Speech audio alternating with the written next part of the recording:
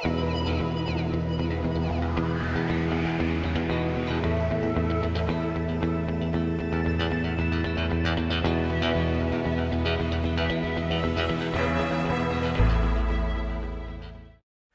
I actually got involved with St. Mark's because of Miss Clark, the principal here. I've known Barb since we were in college together a long time ago.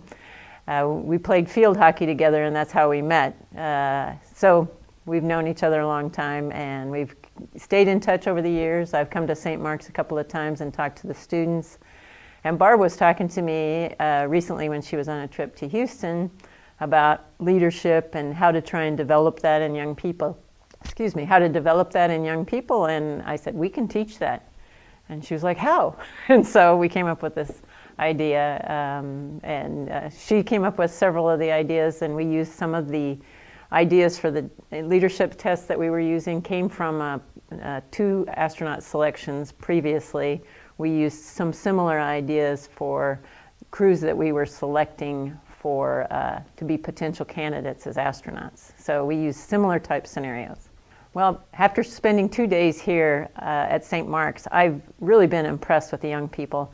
I've never done a leadership thing with young people before. I've worked with astronauts and astronaut candidates, people we were looking at selecting as astronauts, but I've never worked with young people. And it's just so much fun to see the light bulbs go off in their heads and to go from one task to the other and try and take the lessons they learned from one and use them on the next one. And it's great to see them develop and learn and, you know, build up some confidence that they can speak up and be a contributor, be a leader when they might not have thought of being one.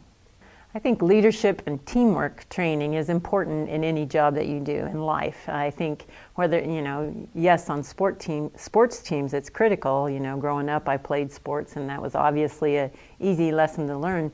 But as you grow into your professional careers, the people that you work with become your team, become your family, and you have to work and integrate with that team and family to be very successful.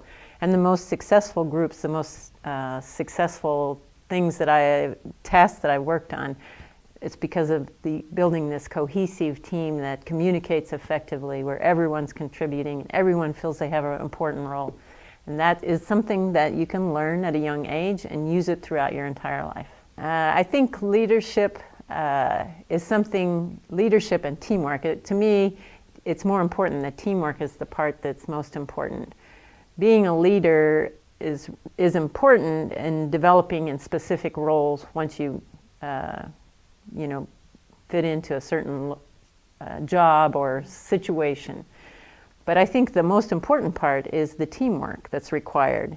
And everyone has to know teamwork. It's not just the leaders that we're trying to teach here. We're trying to teach everyone to be part of that team, to be an effective part of that team.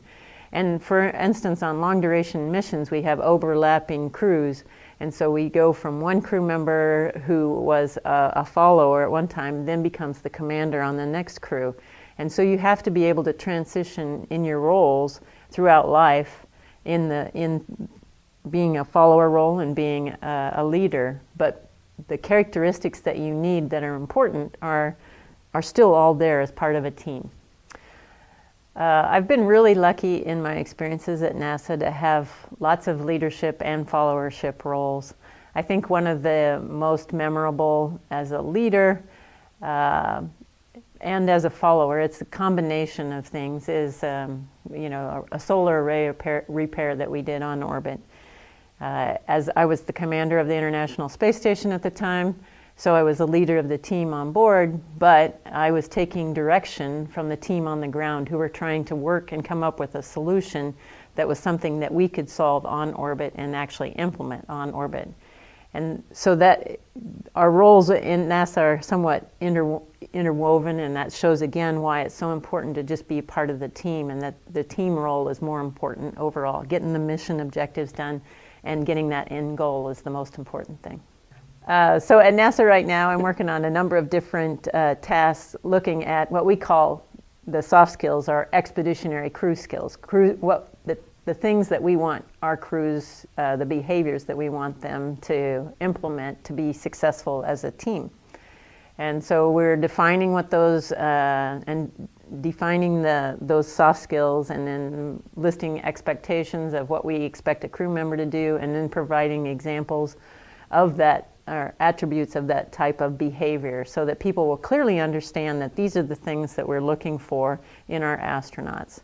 We're rolling that into selection. We've done it in the last 2 selections, doing scenarios like we did out here with these young people today, but a little more complex and a little more challenging. But we put the candidates for selection, astronaut selection, through a series of these tests to try and determine who interfaces best with each other, and from those people then we end up picking the astronauts to move forward. We had, in the last selection, we had 6,400 applicants for 8 positions. So we start at 6,400, get down to approximately 400, highly qualified people, get lots of extra references on those, select 120 to do round 1 interviews. From those, and they do a high-level physical, and then from them we select 50 to 60 to bring in on round 2 interviews, and that's part of at that phase, that's when we do the crew expeditionary skills testing to evaluate those characteristics in the crew members for who we would want to select. Yeah, being introverted is not necessarily mean you can't be a leader. I am an introverted person naturally. It's something that I work on. It's something that I strive to do because I am interested in working with a team, and it requires that I have to step outside of my comfort zone to speak up, to say give my ideas and participate actively. And I think that's something that everyone has to go through, that process of learning.